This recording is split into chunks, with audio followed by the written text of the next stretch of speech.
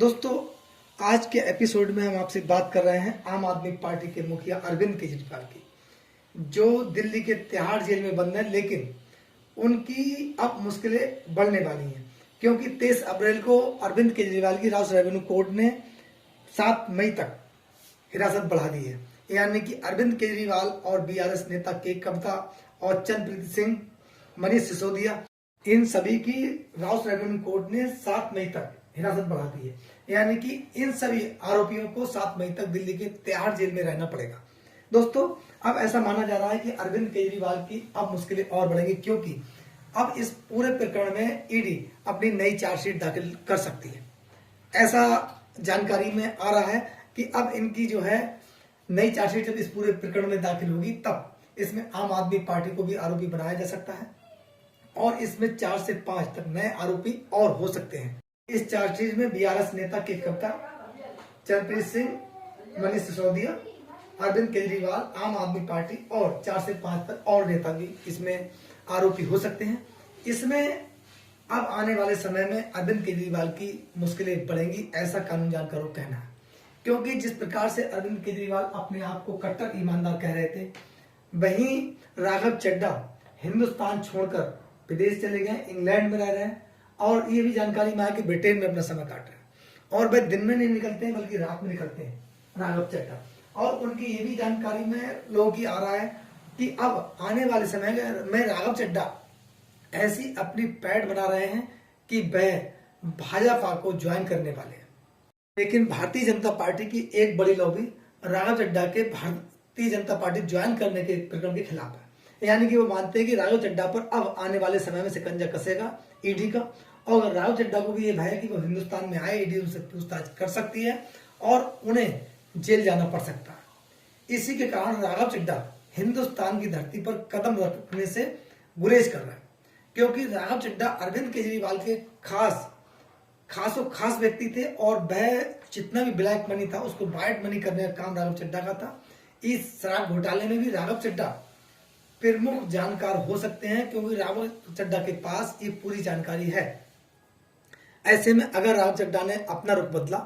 और सबूतों के साथ भारतीय जनता पार्टी के कुछ नेताओं के जिस प्रकार से संपर्क में है और राघव चड्ढा सत्य को मान जाते हैं और सबूतों के साथ अगर भारतीय जनता पार्टी को ज्वाइन करते हैं और जो उनके पास एविडेंस है वो उजागर करने में या फिर ईडी का सहयोग करने के लिए तैयार होते हैं, तो ऐसे में अरविंद केजरीवाल की मुश्किलें बढ़ेंगी। क्योंकि ये घोटाला बड़ा घोटाला है, जिस प्रकार से लोग सोच रहे थे, लेकिन उससे कई गुना ज्यादा बड़ा घोटाला है। और इसमें एक महाठग का नाम सुना आपने, वह सुकेश, वह व्यक्ति भी इसमें राघव चड्ढा का सीधे सीधे नाम ले रहा है और ये पूरा पैसा दिल्ली पहुंचा ही नहीं, बल्कि सीधे बीआरएस नेता के कविता के द्वारा सीधे गोवा इस पैसे को पहुंचाया गया और वहां पर इसे हवाला के द्वारा वाइट मनी करने का प्रयास किया जा रहा था। लेकिन कहते हैं कि चोर कितनी भी बड़ी चोरी कर ले और सच्चाई सामने आती है। ठीक इसी प्रकार से इसमें हुआ और इस पूरे महा घोटाले की कड़ी दर कड़ी अब खुलासा होता जा रहा है और इसमें नए से नए आरोपी सामने निकल के आ रहे हैं। और ऐसा माना जा रहा है कि इस महा घोटाले में जितने भी आरोपी होंगे, दोषी होंगे, उनके खिलाफ बड़ी कार्रवाई होगी, क्योंकि ईडी इसमें सक्रियता के साथ काम कर रही है। वहीं आम आदमी पार्टी की मुश्किलें और बढ़ी हुई हैं, क्योंकि वक्फ बोर्ड घोटाले में भी और जल निगम घोटाले में आम आदमी पार्टी पहले ही फंसी हुई है। और अगर ये पूरा प्रकरण सीबीआई के पास पहुंचा, तब चाहे वो अरविंद केजरीवाल हो, आम आदमी पार्टी हो, मुश्किलें बढ़ेंगी। इसलिए आम आदमी पार्टी के अधिकांश नेता अब अपने आप को किनारा ढूंढ रहे हैं और किनारा करने के लिए प्रयास कर रहे हैं, लेकिन कुछ सफलता मिलने के आसार दिखाई दे रहे हैं। दोस्तों, इसमें सुनीता केजरीवाल ने आम आदमी पार्टी पर एक अधिकार करने का प्रयास किया, लेकिन ये भी जानकारी में आया कि संजय सिंह और सुनीता केजरीवाल के बीच मतभेद है, जिसमें आपने देखा कि इंडी गठबंधन में सुनीता केजरीवाल आम आदमी पार्टी के प्रतिनिधि के तौर पर मुख्य नेता के रूप में प्रस्तुत हुई। वही संजय सिंह पीछे दिखाई दिए और जो आम आदमी पार्टी की अब स्टार प्रचारकों की नई लिस्ट जारी हुई है, उस पर अरविंद केजरीवाल के द्वारा जो पार्टी के द्वारा जो लिस्ट जारी की गई है, उसमें संजय सिंह और आजसी काफी नीचे पायदान पर खिसक गए हैं। राघव चड्ढा ने अपने आप को इस पूरे मामले से दूर करने का प्रयास इसलिए किया है क्योंकि राघव चड्ढा को दिखाई दे रहा है इस महा घोटाले में जांच की आंच राघव चड्ढा तक पहुंचना निश्चित है, क्योंकि राघव चड्ढा ही आम आदमी पार्टी के और अरविंद केजरीवाल के पूरे प्रकरण के जानकार थे, ऐसा लोगों का मानना है। दोस्तों, वह आम आदमी पार्टी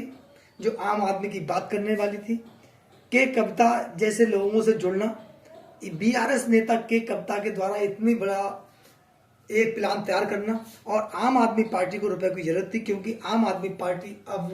राष्ट्रीय पार्टी हो चुकी है, और जब राष्ट्रीय पार्टी होने के नाते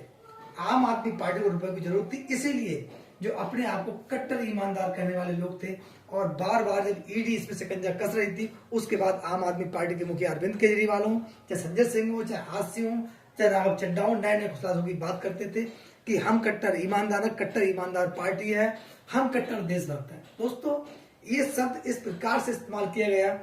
जैसे कहते हैं कि चोर की दाढ़ी में तिनका। इन्होंने हवा बनाने का प्रयास किया, लेकिन ईडी के पास तब तक पुख्ता सबूत आ चुके थे, और इसी की घबराहट में थे आम आदमी पार्टी के नेता जो जेल की सलाखों में पीछे हैं। उसमें अरविंद केजरीवाल, मनीष सिसोदिया, सत्येंद्र जैन और संजय सिंह 6 महीने के बाद दिल्ली की तिहाड़ जेल से मुश्किल बाहर आते हुए दिखाई दिए।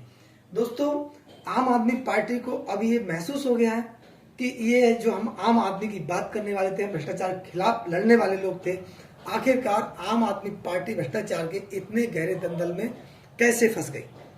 इसमें उनके द्वारा जो देश की जनता का विश्वास बनाए रखने का प्रयास किया गया, देश की जनता का विश्वास लेने का काम किया गया था, आखिरकार वह विश्वास टूटता हुआ नजर आया, और आम आदमी पार्टी के नेता अब धीरे धीरे किनारा करने में लगे हैं। जिनमें कुछ नेता किनारा कर रहे हैं, कुछ नेता मौन हैं, अपना विकल्प ढूंढ रहे हैं। लेकिन इसमें अब अरविंद केजरीवाल हो, चाहे वह आम आदमी पार्टी हो, जो भी इसमें आरोपी होंगे, और अगर उनके खिलाफ पर्याप्त एविडेंस हुए,